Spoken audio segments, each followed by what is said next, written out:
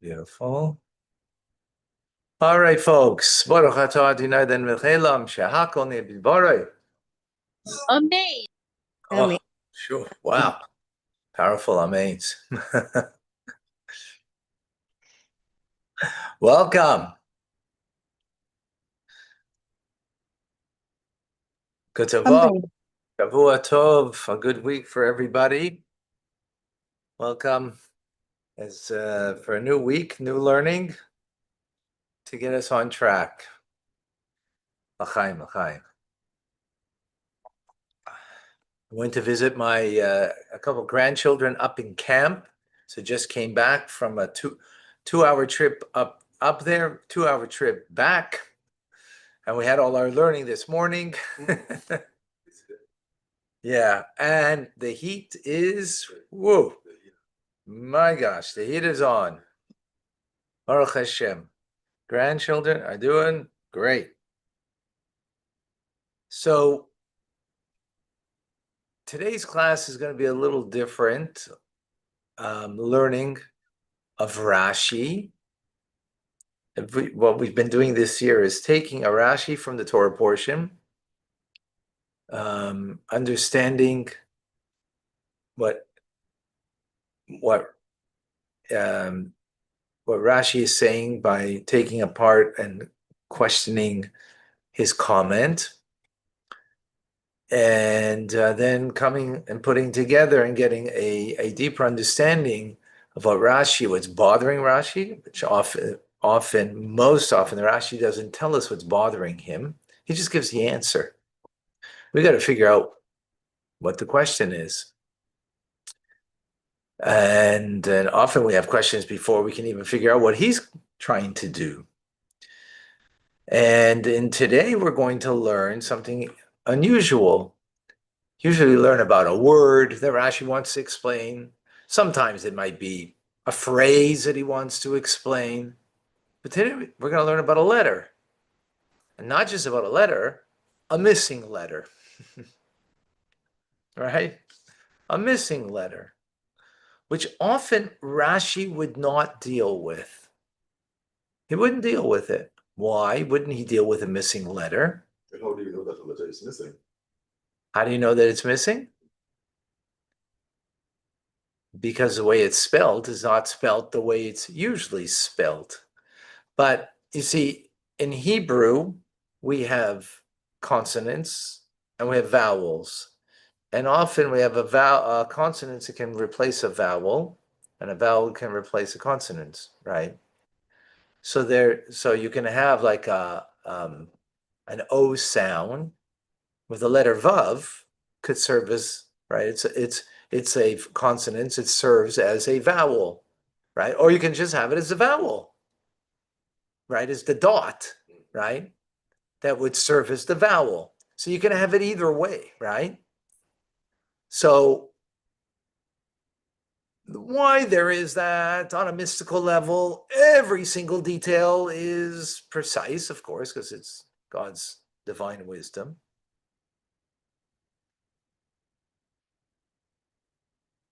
We went live, right?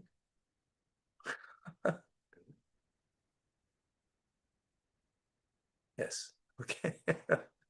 I said the heat's getting to me. Huh? I said the heat from. This is what I'm saying. You understand? Oh yeah, I did. Very much. So, so when there's missing, as we'll go into, it, we'll understand what Rashi is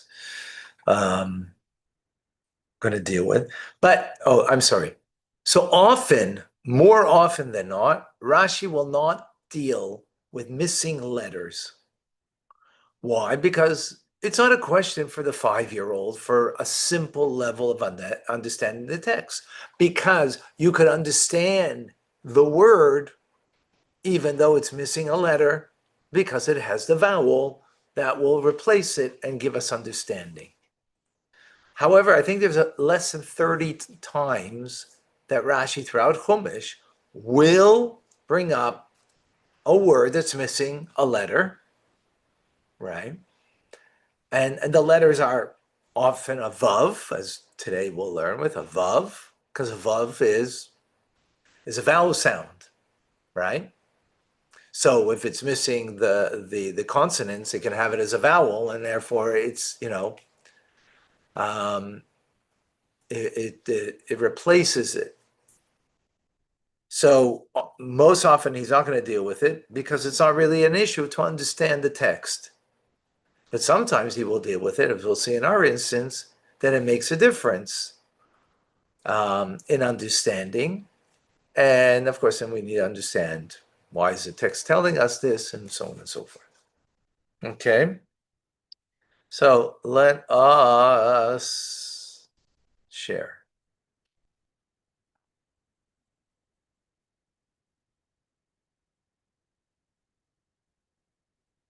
Beautiful. I don't think that's what I wanted. No. Wrong share.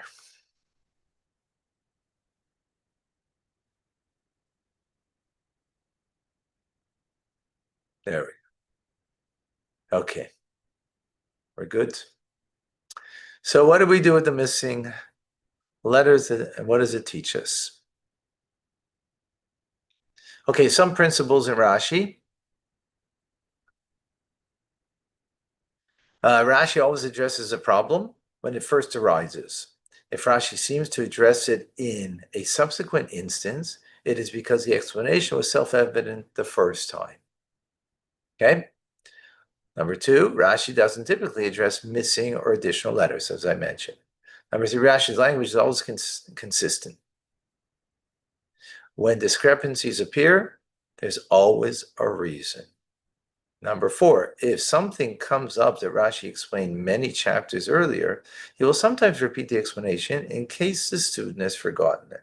Sometimes, not always, but sometimes he'll do that. Okay? Now, based on that, let's go to the Maskil David. He explains it is not Rashi's approach to explain missing or additional or changed letters in the Torah. He aims basically to present the basic meaning of the biblical text, as we've explained, right? Now, obviously, for linguistic purposes and for deeper meaning, there's an there's a meaning for why letters are missing. But to understand, right, the basic meaning of the verse and the context of what the verse is talking about, it doesn't become an issue, and therefore Rashi, as we said, doesn't usually do it. But here we will have an instance. Let's go to it. The three verses over here, and pay attention to the word. Well, truth is, we're going to read it in English, and you're going to miss the whole thing. Because it's only in Hebrew, then it's going to make sense. So if you have a Chumash and you want to go to Deuteronomy, chapter 9, verse 9 through 11, I mean, we have it on the screen here. You don't have to go to it, and you have the Hebrew here too. But we're going to read it in English, and you'll have to, take it from me, okay? When I ascended the mountain to receive the stone tablets. So the word tablets is luchais in Hebrew. Okay, right? Okay. Look at the way it's spelled there. You see it on the screen? Did you put the cursor? Here, I'll put the cursor here. There's luchais. Okay. Oh, sorry. No, here's the first one. Luchais. Here's the first one. Luchais. How it's spelled. Second one, luchais. Right? Luchais abris. Right? So there we are. I ascended the mountain to receive stone tablets. If you want to, you can. Okay, so we have stone tablets, covenantal tablets. Second time that God struck with me, and I remained on the mountain for 40 days and nights, during which time I neither ate bread nor drank water. Verse number 10, and God gave me 2 stone tablets. Okay, next verse, right? Here, again the word luchais, right? See any difference between it and the previous one?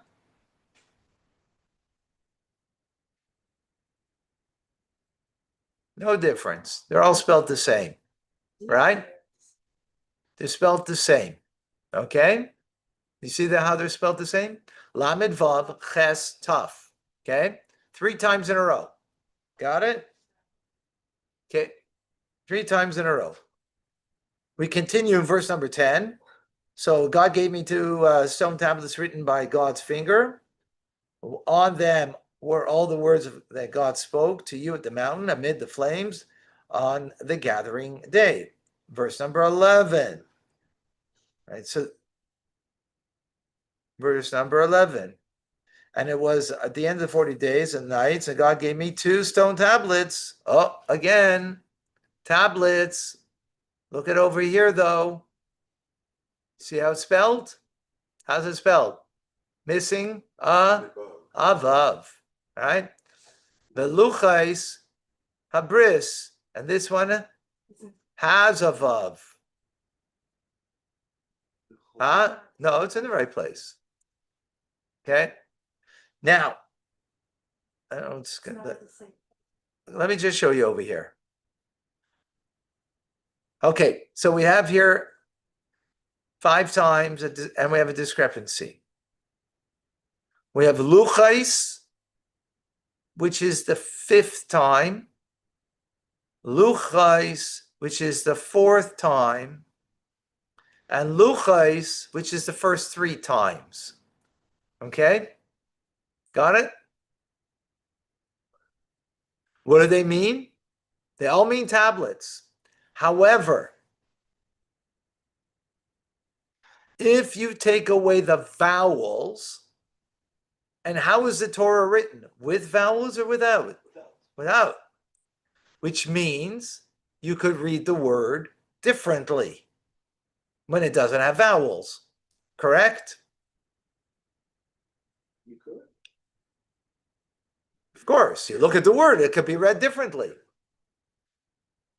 In other words, the Torah is purposely writing it in a certain way that maybe you could read it differently for a purpose. It's doing that for a purpose, right? Is that clear? Yeah, are you all with me? Yeah, you all with me? Huh? Okay.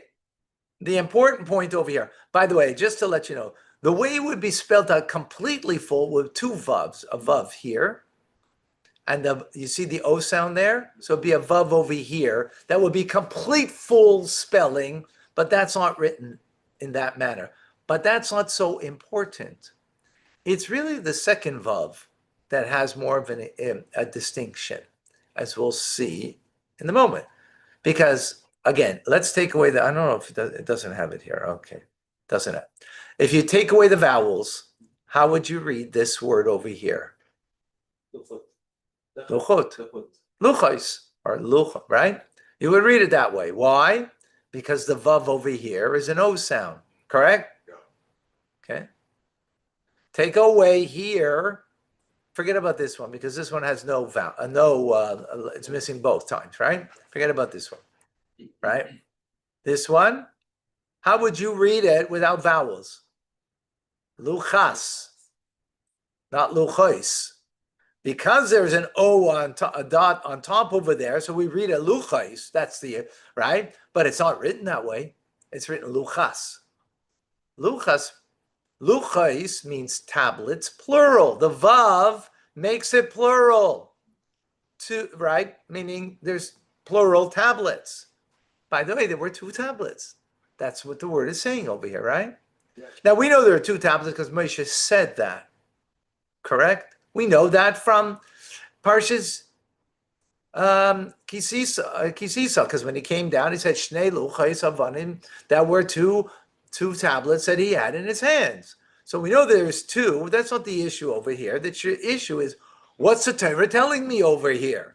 When it's spelling it in one instance, telling me luchais, but in another it's saying luchas, which means a tablet of, which means 1. Singular.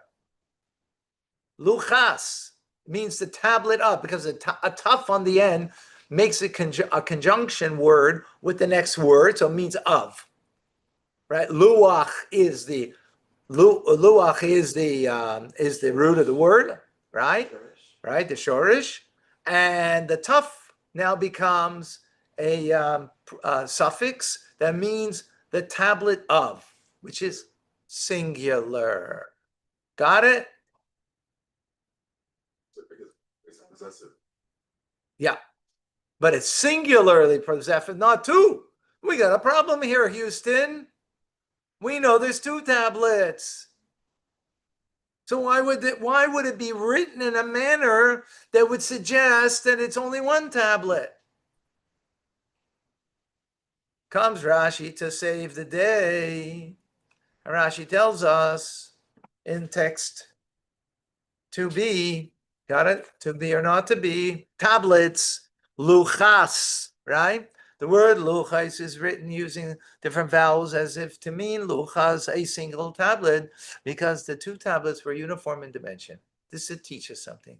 They were equal in size. We'll see later more details, but they were uniform. Okay? We'll understand a bit later the significance in that. Right now, all we're learning is what Rashi says. Right? We'll go deeper as we move along. Is that clear? So far. Right? In other words, it was two tablets, obviously, that we know already. But you might think that they were different sizes of tablets. Now, just because you watched the movie doesn't mean you know what the truth is. You have to learn Torah to know the truth, right? And maybe they're different sizes. How do we know? Till now, you don't know that. You don't know that. Rashi's telling us now they were uniform in size and dimension, in every aspect they were uniform, as we will see more details on what that means. Clear? Yeah? Do I have thumbs up? All right. All right, excellent. All right. So we're good? Okay, close up your books and we can go home.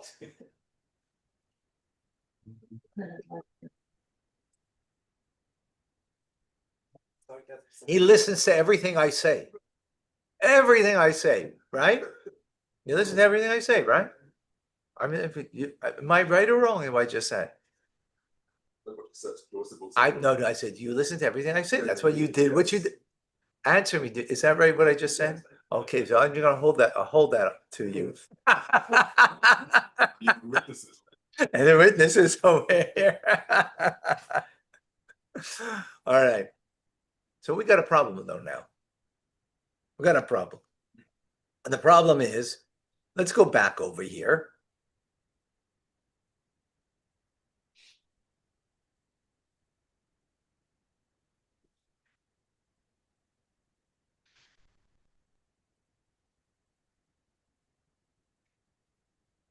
We have in verse number 9, luchas, right? The way it would be read, not pronounced. And yet we pronounce it luchas. That's not an issue. But Torah obviously wants to teach us something. So something you read it one way and you pronounce it a different way, right? Again, because there's no vowels.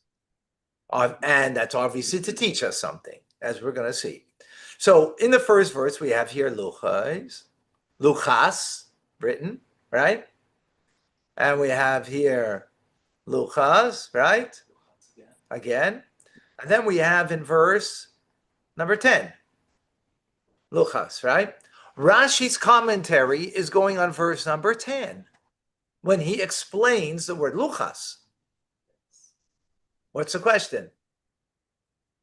One or two. Huh? The question? What's the question on Rashi? What's the problem that we have with Rashi? Or the Rebbe has with Rashi, and therefore we have that problem once we are aware of the problem. Why didn't Rashi explain it in verse number 9?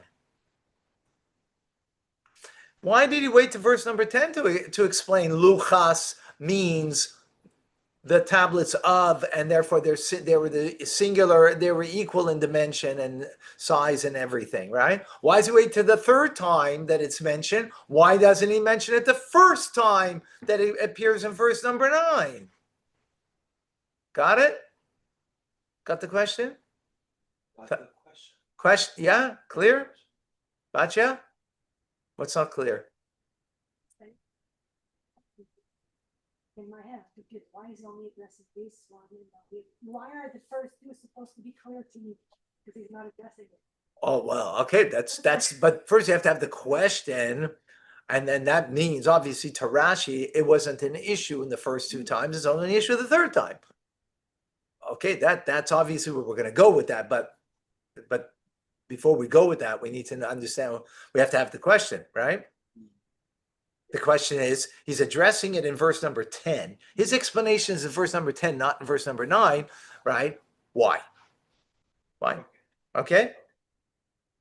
Why wait till the third time when there's two times before that spelled the same way? Not that it's different, it was spelled the same way.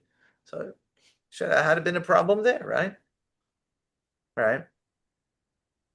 Now, and as we mentioned, Rashi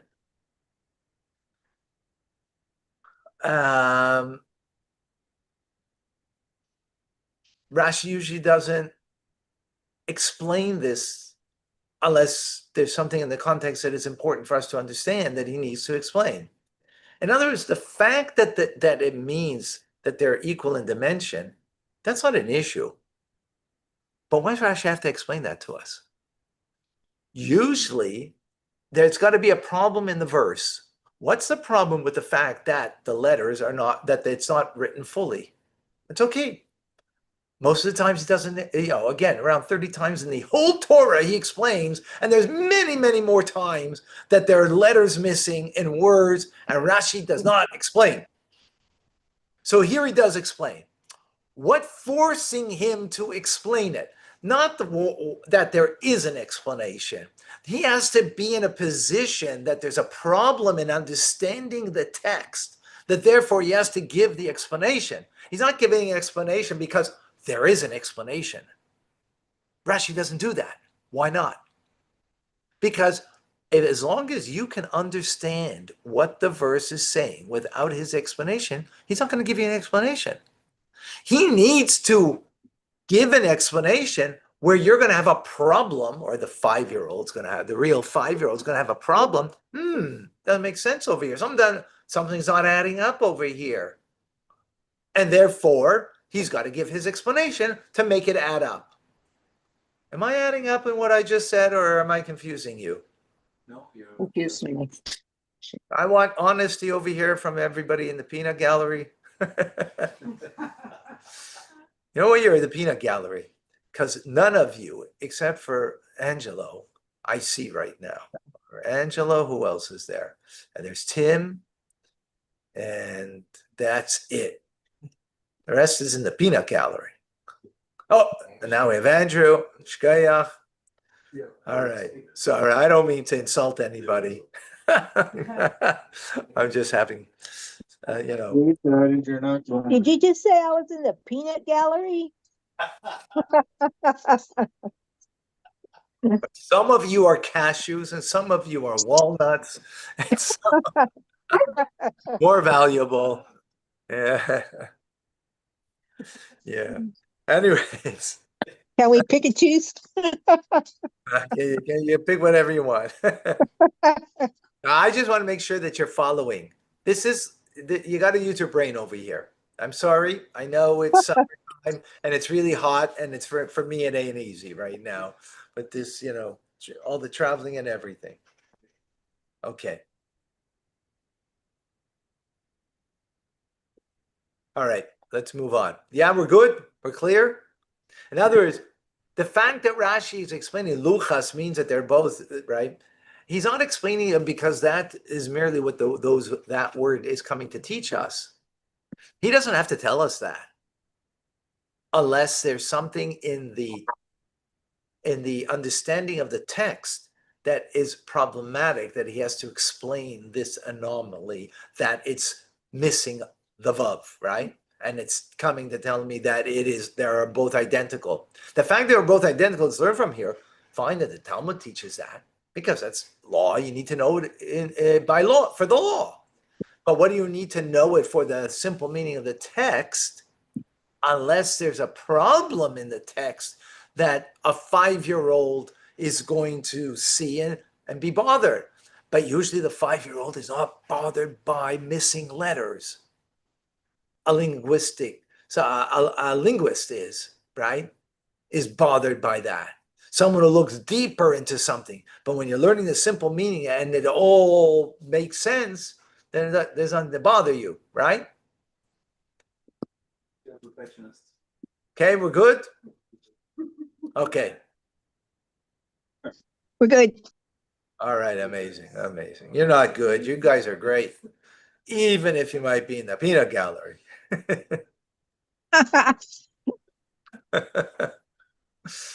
Okay, I shared the wrong one again. There we go. Okay, let's move on. Okay, so we're going to begin with, why does Rashi make an occasional exception, right? An occasional exception. So we're going to first understand that. And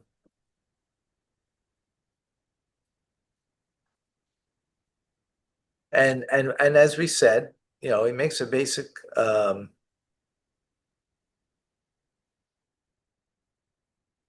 exception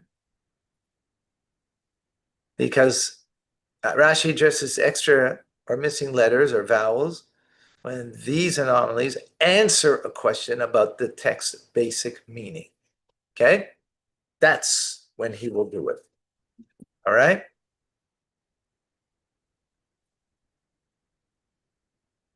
A 5-year-old's view incomplete spelling as soft words and complete spellings as robust words. They think of the Torah utilizes spelling to indicate whether the object described by the word is strong or weak. Accordingly, Rashi addresses spelling anomalies even when the text is perfectly understandable. But the child believes that the context calls for a robust spelling, yet the spelling is surprisingly incomplete.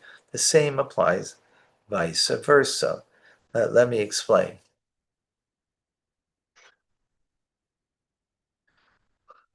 When you want to write a letter coming from Chamishasar B'Av, the 15th day of Av, right?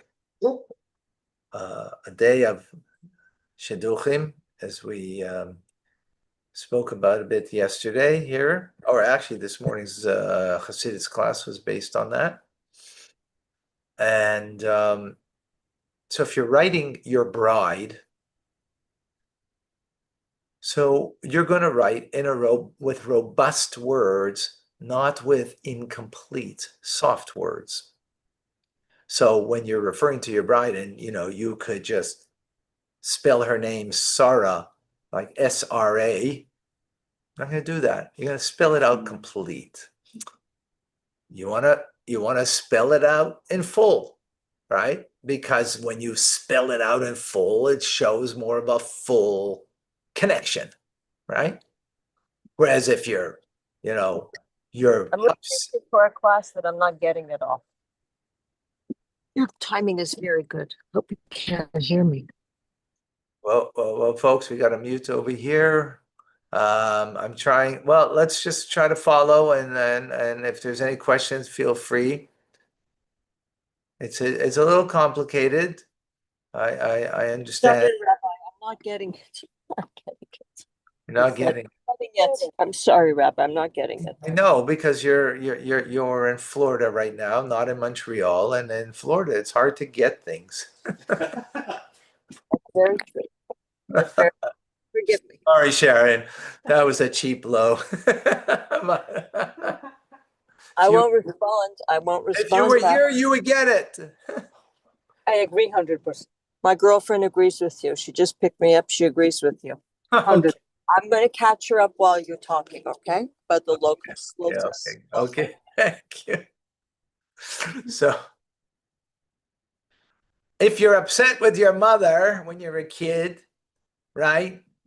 So then when you're going to write, whether to your friend about you want to, so you're going to write mother, MTHR, You're not going to write it out in full necessarily, right?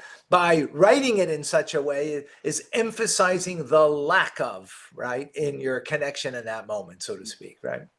Just giving this as a way of expression what Rashi is saying here. The 5-year-old is expecting when there's something that deserves its fullness, give its fullness. The bride deserves the fullness, write her name out in full. Don't, shorthand it, right? When you're feeling upset about your mother, not that it's deserved, but you'll express it shorthanded, right? That's the point over here. When a word in the Torah is written short-handed, meaning missing a consonant, it is obviously showing something weak about the thing, right? Whereas if it's written out full, it's something full and robust about that thing. That's the point over here. That's what, right? That's the boundary or the gather over here, the understanding. Okay. Now, before we get into our verse, let's see in other instances where Rashi does explain. So, in the year 1656, anybody remember that year? I don't mean 1656 of the Common Era, by the way. I mean 1656 from creation. You remember very well. God flooded the world in 40 days, right? That was the flood, the year of the flood, right? Only 9 people were saved. Noach and his family, correct? They were from a punishment of excessive immoral behavior. The world was flooded. Noach emerged from the ark and he built an altar and he gave offerings to God Almighty, right? God accepts the offerings, and what does he say? He views our sins in the context of our moral limitations. Correct them all? Let's look at the verse. And God smelled the pleasant aroma, and he said to himself, this is Noach gave the offerings. Now God is speaking to himself. A verse in Genesis. I will no longer curse the earth because of the human, for the imagination of the human heart is wicked from youth. I will no longer smite all living things as I have done. Okay? Okay. So, in other words, wicked in youth. So I'm not going to smite. I can't blame them. They're wicked from their youth, right? How would you think the word youth would be written? In full or not? How would you think based on what the context of over here? In full. In other words, they're full of their wickedness from youth, right? But it's not written that way. It's written, if you look over here in the Hebrew, Minu'urav, it's written missing a vav. Oh, after the Ahin. Yeah. Oh, right. That's a bothersome thing for Rashi. Because in the context of the story, right, we're talking about they're wicked. So in other words, the strength of their wickedness, because of that, I'm not going to, of their youth, I'm not going to destroy the world. Because that's what they are from their youth, right? So then, if so, then the word should be full. But it's not. Sounds a lot like, sorry. Hmm? Sounds a lot like Oreth. Crow. What? Min Orav. Menurav. Yeah, kind of sounds like that. Not the same, but just sounds like it. Okay? But are you following? You Yes. follow what, right? So this bothers Rashi now. Why? Because the 5-year-old is bothered by this because he understands that when it's something that has to be a robust expression, so you got to be full about it. A full expression, the word's got to be full. but here it's not. So Rashi comes and says, Mina'arav. And he says from youth, he quotes from the word, and the word from youth is written without a vowel, says Mina'arav. It means from the fetus, has an evil inclination from the time it stirs.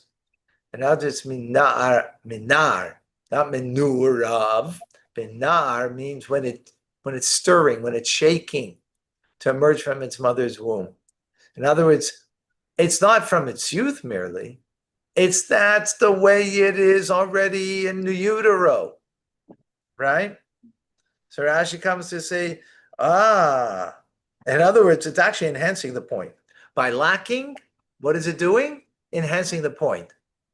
The point is not literally just from youth when you became a teenager, right? And your mother wants to kill you, and right, what's the reward that your mother has that she didn't kill you? That you will finally give your mother grandchildren. Otherwise, you should have been killed. Right? It's the only thing that keeps them alive. Exactly. So we have 10 children that are alive, and they, So it's by weakening it, actually it's strengthening it in the end. It's strengthening the point, right? But the question wasn't initially, we thought it was weakening the point, but in the end, it's actually strengthening the point. That it's not just when you're in your youth, in utero. Youth means over here in utero. That's the way you're born. You're born self-centered. You're born, right? That's how you're born. And therefore, God's not going to take it against you and therefore destroy the world because of it. That's what it means here. Clear? Clear. But again, how do we learn it out? Because it's missing a vav. Where normally we would think that the missing of the vav is lacking in it's making weaker the point, right? And that's bothering Rashi. That's why he has to address it. He says, actually, it's strengthening the point. Is that clear? Actually strengthening the point. Okay. That's one instance.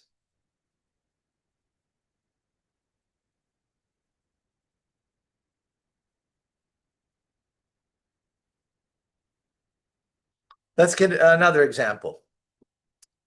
We know the story of when Sarah passed away, Avram was looking for a burial place for his wife in Hebron, right? The first property that the Jewish people got in Hebron. And he went to Ephraim, the Hittite, to purchase from him a plot of land, right? So the verse says, let's get the verse over here. And Ephraim was sitting amid the children of Ches. What does it mean he was sitting amongst citizens? What does it mean? What's the verse coming to tell us?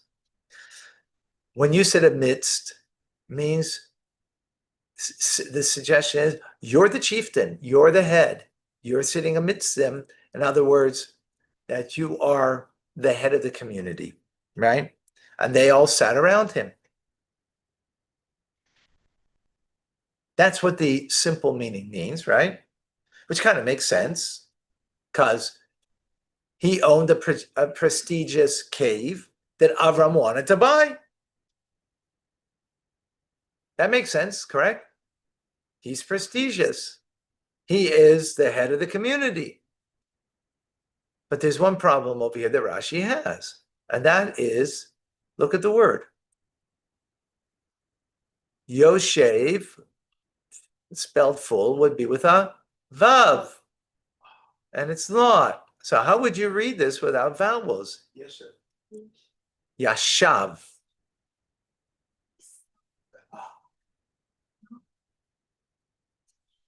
Here, Yoshev is sitting, or Yashev means sat down, like sat down now. like just sat down, like, right?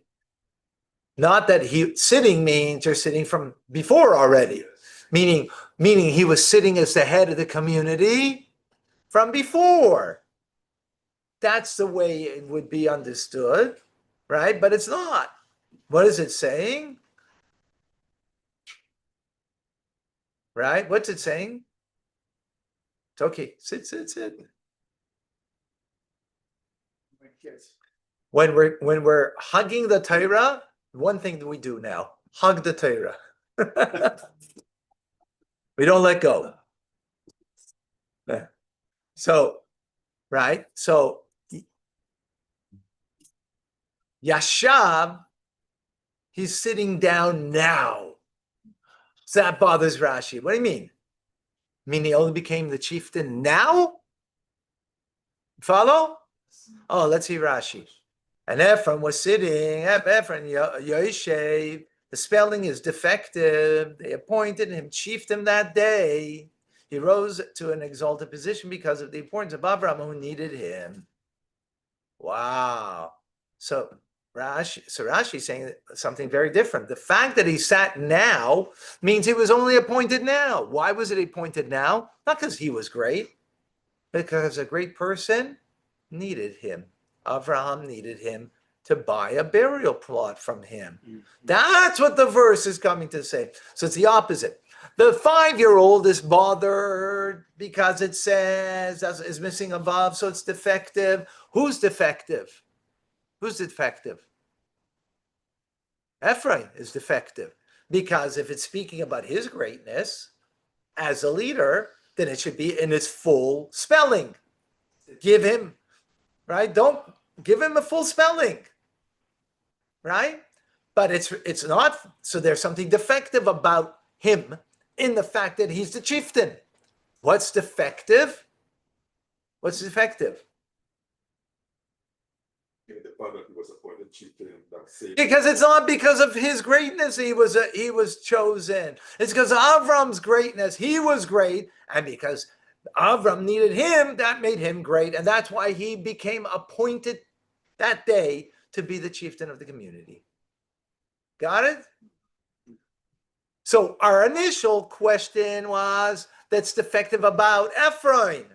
That in the context it seems. The answer is yeah, it is defective about him because it's not his greatness in the end. It's Avram's greatness. That's the answer. But the question, Rashi needed a question first in order to give the explanation. Because if there's no need to explain it, it makes sense without his explanation. Right. But there's an anomaly over here because it's missing the vav, so it's defective. So it's showing something defective about this leader when it shouldn't, right? Oh, so the answer is because, yeah, in fact, there is. He was only appointed today because Avram's the great one. So just a point of clarification, are you saying then that the average of the 5-year-old would be aware that there's a defective, that the spelling is defective? Yeah, that's what we just said. That's why I'm not 5 and you're not 5, because we wouldn't see that. The Rashi's 5-year-old. Rashi 5-year-old is a different 5-year-old. Right? Are you following? Follow. Yellow brick road. That's it. Follow the yellow brick road. This is like unbelievable. We're gonna get back to it. Okay? You don't give an example, so like this stuff. We jump into other. Yeah, that's fine. Unbelievable how we started with a problem, how you would naturally look at the verse, right? And why there's some defect in right, and the fact that it's missing a letter, and then we turn it around that actually it's proving the point, right? From a different angle, proving the point that it's something, right? Okay, now let's go to our verse. Oh boy. Okay. Let's go. What's our problem in our verse? In verse number 9, we had luches written twice, missing the vav, and Rashi doesn't explain over there. right? He only goes in verse number 10, the third time we have it, and there he explains it, right? So if we go back to, let's go back to the verse over here. Let's look at the verse. So when I ascended the mountain and received the stone tablets, the covenant tablets that God struck with you, I remained on the mountain for 40 days and nights. During that time, neither ate bread nor drank water. So what's going on over there in those passages? The passage is just telling us the narrative, right? It's just telling us the narrative about what happened. Which is fine. Okay. The fact that it's abbreviated there is not a big issue. It's not a question, really, right? That it's abbreviated. Remember, most of the times in Torah, Rashi doesn't address the fact that a letter is missing, right? He doesn't address it. But the second passage, and God gave me 2 stones tablets written with God's finger. What is that telling me about the tablets? It's addressing that there's a connection between the tablets and Pasha. And therefore, it's describing the tablets themselves, right? That the word of God spoke, and the mountain and the flames are gathering on the day, gathering day. And this is speaking about the exaltedness of the. So how should it be written? Full. That's bothering Rashi. That's bothering the 5-year-old. The previous is a narrative. It's not speaking about the tablets. It's not speaking about the exaltedness of the tablets. So the fact that it's lacking, okay, it doesn't matter. Not important. But here it's speaking about the exaltedness of the greatness. God's finger he wrote it with. It's God's word that he spoke to us. He's praising the tablets. So why are you writing it incomplete? Write it full. Write it robust. Write it complete. Whole. Because you're speaking about the wholeness of it. That's bothering. That's why Rashi has to come and explain that they were identical in size, right? Now, let's take this a step further. You following? Yes. Yeah? Yes. Okay. Follow everybody online. You following? Thumbs up. I want to have thumbs up. Thumbs. No, you We're don't have. following. Amazing. Amazing. Okay. Amazing. Okay. Now, so the Rebbe explains like this and follow. If you look at the first tablet and you look at the second tablet, the first tablet has 533 letters. The second tablet has 87 letters. That's like 7 times more on the first than the second. And yet they're identical. They're identical not only in size, but they're identical in font size, likewise. Right? They're identical in everything. So what we have here is nothing short of a miracle, as the Rebbe explains. In this week's Sicha, Project Likutei Sichas, the Rebbe explains, and he says,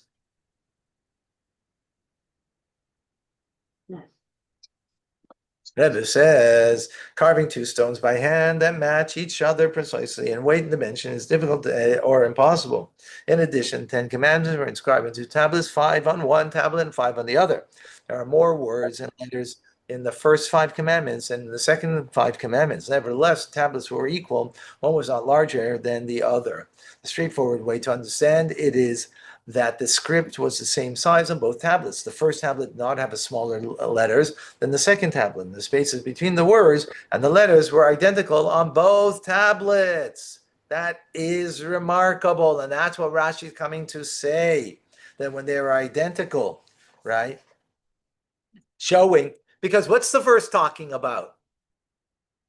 What's the verse talking about? The tablets. And what about the tablet?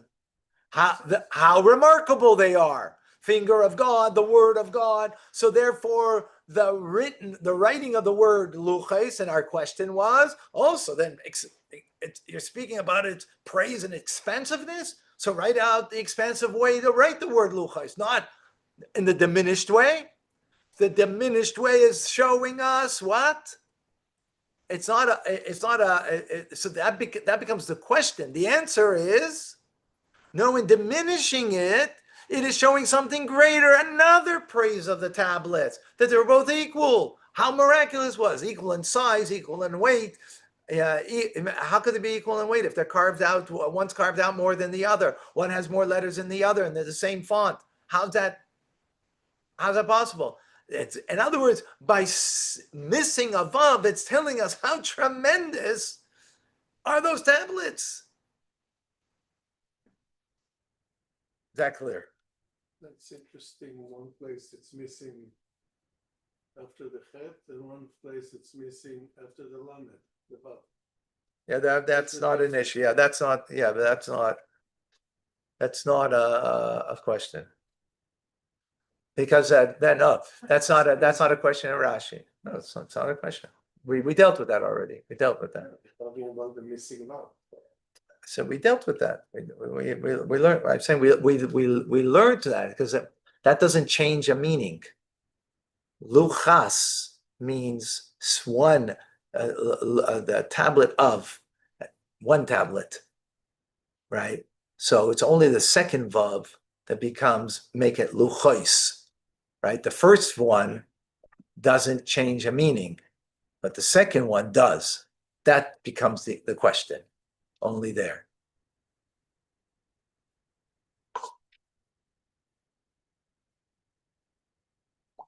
Right? That then it becomes a question because that for Rashi and Chumash it becomes a question for a simple understanding, not for a linguist who wants to understand language and why it would be written that way. That's not Rashi. That would be for a linguist, but not for or Alpi Kabbalah, it'll explain it and so on, but not according to Chumash and Rashi because it's not a question. What do we see over here? Something unbelievable. Literally one letter, right? And what Rashi does, right? And what the Rebbe does really in Rashi, because we would never understand this. No one in the history, the Jewish people understood Rashi as we are understanding it right now from the Rebbe. I don't even know if Rashi understood it the way that as it, because Rashi is imbued with it doesn't mean he understood. He's a holy man because his teachings, that doesn't mean he understood everything. Just Moshe Rabbeinu didn't understand everything that he gave over, and when he saw the future generations of Rabbi Akiva darshaning on the crowns, he didn't understand what was going on. It still came from him, right? So same thing, Rashi, it came from him. We are sitting now on a gold mine over here that the Rebbe gave us an insight in how a missing letter in the Torah is telling us such profound understanding in Rashi. This is like unbelievable.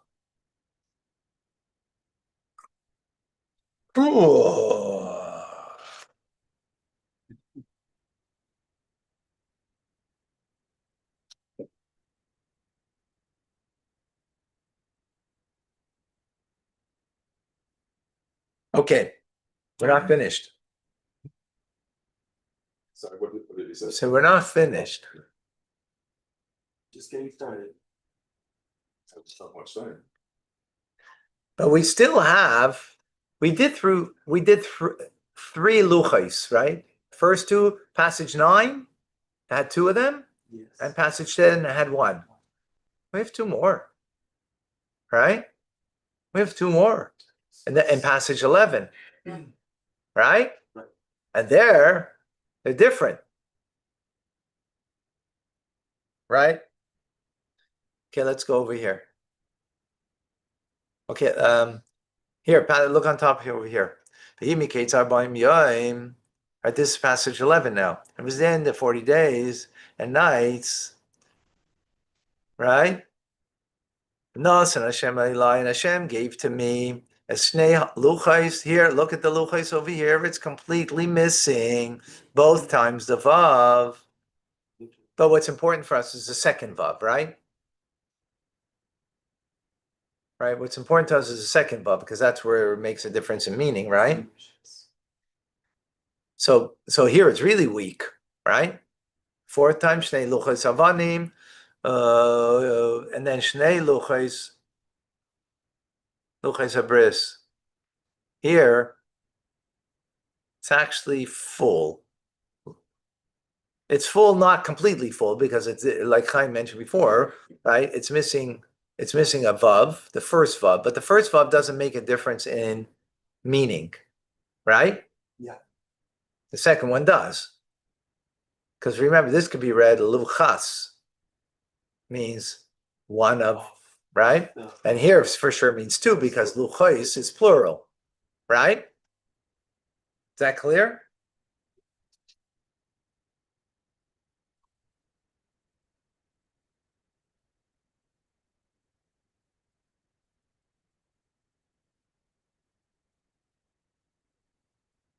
So what do we have over here? When it comes to, so we have two things over here. Luchos avanim. See, look on the screen over here. Stone tablets and covenantal tablets. Right? Hmm? So let's look at the Al Sheikh. He has a fascinating insight over here. Look on the screen over here, text number 8. The tablets were essentially spiritual because God fashioned them. However, upon arriving to the place where the Jews were worshiping the golden calf, their sanctity disappeared. At that point, Moshe said, I grasped the two tablets. Right? Until that point, right? Until that point, their extreme spirituality made it impossible to grasp them physically.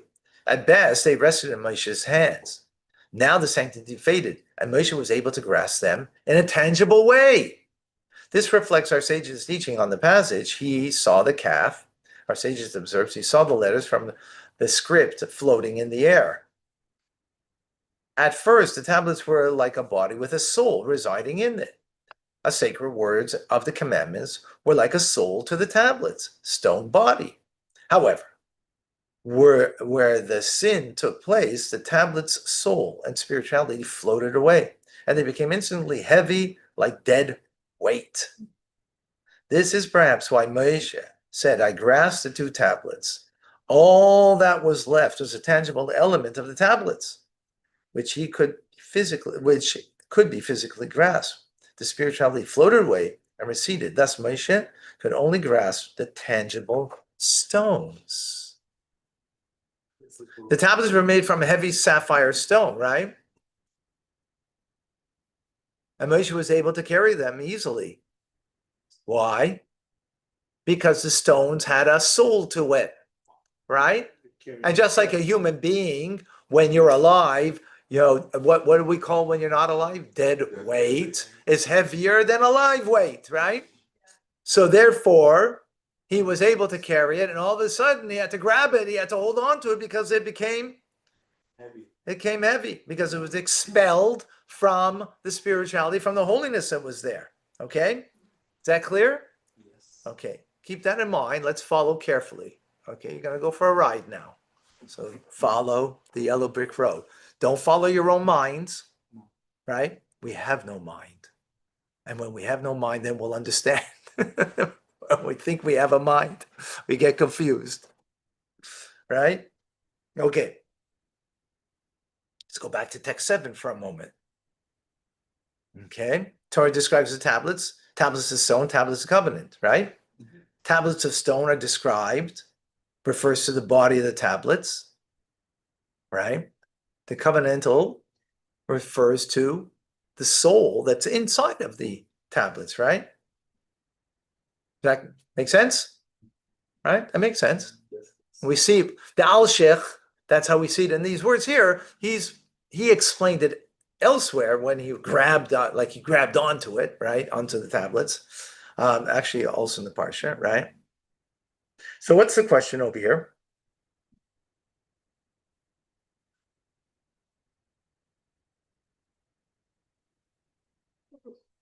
What did we say?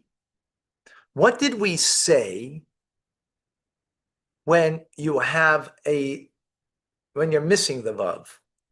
What did that do to the description of the tablets previously?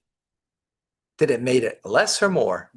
Made it more. No, the question was seemingly the general principle that makes it less. The answer was that they're identical and others showing the miracle and showing the miracle. So in the end, right?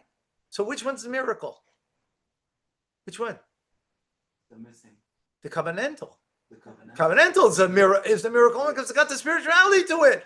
The stone ones are missing it. Should be the other way around then. Then the luchais, the missing the vav, should be with the luchais habris, the covenantal ones, and the other one should be the other way around. Right? Based on the principle that we learned previously. We learned this already. Rashi taught us this. That missing the vav is emphasizing either, usually it means lacking, but here on the contrary, it's showing the identical nature of the two, meaning the miraculous nature of those tablets, right? So if you're going to be consistent, then it should have been flipped, right? The Rebbe says, Were they attached or they were separate? separate. Two stones separate. Yeah. So the Rebbe says, in text number 9, primary emphasis is not that the covenant tablets had a spiritual godly element. The critical point is that the tactile aspect of the stone tablets, the aspect Moshe broke, was also godly. Oh, this applies to the extent that the two tangible tablets were identical and paradoxical. Though one tablet had had many more letters and words than the other, they were similar in shape and size. In other words, that's the whole point over here. As in the physical, even though it's now missing the spiritual and the holiness because right? It's still the tablets of God, right? It's still the tablets of God. Yes, because they sinned, so now, in a sense, they're missing the spirituality, but it's still God's tablets. It's still His miracle work. It didn't reduce that at all. And therefore, that's why it's expressed with the luchas, missing the vav to express that idea of the tablets being literally miraculous tablets of God. And the Rebbe says, so there's an important lesson over here. That the whole purpose that we are trying to do in this world is not to create a spiritual oasis in this world. What we're trying to do is to create in the physical world an oasis for God. And that's what the emphasis is over here. And even in the stone tablets that are missing because of a lack of the Jewish people, because of the sin of the Jewish people, but it's in the stone, meaning in the physical reality of this world is where we need to make a dwelling place for Hashem. Not that we're trying to become otherworldly, not that we're trying to go to Gan Eden, not that we're trying to create something that's of a spiritual high. No, that we're trying to draw God into the physical, into the stone of this world, the inanimate, even into the very inanimate of this world, and to bring God's presence in the lowest, right? That even where there isn't a spirituality, right? Where there isn't where the letters flew, they left, right? The spirituality left from it, right? So it's missing holiness, but now it's stone, that ultimately expressing in that stone, as we express in a place where God isn't, in exile, not that He isn't, but He's hidden, and in that hiddenness we have to express God. And that's what it's coming to bring out. That's why Hashem told Moshe Rabbeinu, Shekoyach. Right. He told, well, yes, actually, very good. He says to Moshe, thank you for breaking the tablets, because by breaking the tablets, what Moshe did is reduce the Jewish people, bring them down from thinking that the spirituality is where you're going to find God, bring them down to earth, and bring them back to a place that they do tshuva. So by breaking the tablets, he brought them to a place to do tshuva. So that the tshuva means to return, not only return to God, but instead of returning on high and seeking the spiritual experience and on high, no, to return down to earth, to the stone, right, to the earth, down into the physical reality of this world, and bring God's presence into this world, rather than trying to remove yourself from this world. That's the lesson. That Moshe Rabbeinu had to do the second luchos. It's not from Hashem. That it's a man's toiling in this world. Yeah. Rather than Hashem. So. Yeah. All right. Any questions? Any comments? Any thoughts? Do we have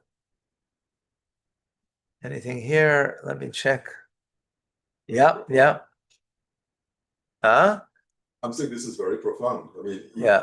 Just a simple reading of this, clearly I wouldn't have imagined the depths of the, Oh, what is written here. we have close to 30 people on social media. We have like 20 people on Zoom. I don't know, maybe 15 if it was only. We have here. Whoa, whoa, whoa.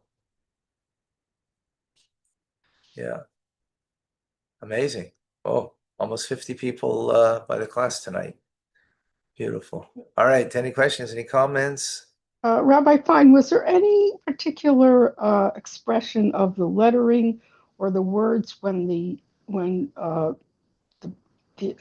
Yisrael received the Torah and they couldn't stand it? They let Moshe do it for them. You know. I mean that they couldn't. It was too great, and their soul light, and Hashem had to revive their souls. Yep. Yeah. That's what we just learned. That. Yeah, we just learned that. In last week's Torah portion, right? Mm-hmm. That was a whole. Okay. Last week's Torah portion, right? That Moshe was upset with the Jews that they didn't want to get directly from God, and God said, no, they were right, because eventually they're not going to be able to get it from you, so they need to be inspired themselves. Yeah, absolutely. All right, Sharon, come back home to Montreal. We have more heat here than probably Florida right now. Thank you, Rabbi. It's nice to know I missed. Thank you. Yeah. Yeah, of course you missed. Don't quiz me on the Lucas, okay, Rabbi? Don't test you, you said? Don't quiz me. Don't quiz me. Don't quiz you on the Lucas. Okay. How many commandments are there on the Lucas? Huh? Is there? I don't know, but you said it was 6 commandments. Are there 6 commandments? A dozen commandments or 10 commandments? 10 commandments. You said it was written 10 times. Oh, look at that. You scored 100 on the test. Woo! Okay, good. Good. Thank you. All right, folks. But I don't understand why Rashi was so disturbed, unless Rashi's just always disturbed. I don't know. I mean, listen, if God's teachings matter, and therefore you don't understand something, so it's going to bother you. Right? Okay. Mm-hmm. Right? You mean like that line that you gave that to reward the parents, you have grandchildren, like that line. All right. Good enough to everybody. Good to Thank you. You too. Thank you, Rabbi.